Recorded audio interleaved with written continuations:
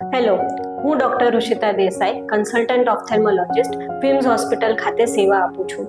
આજે આપણે દિવાળી દરમિયાન ફટાકડાઓ દ્વારા થતી ઈજાઓ વિશે વાત કરીશું.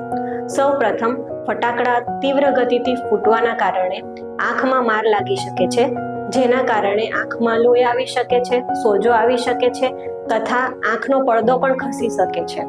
આંખમાં ધુમાડો લાગવાના કારણે અથવા કેમિકલ લાગવાના કારણે કીકી ઉપર કેમિકલ ઇન્જરી પણ થઈ શકે છે. પછી આંખની કીકી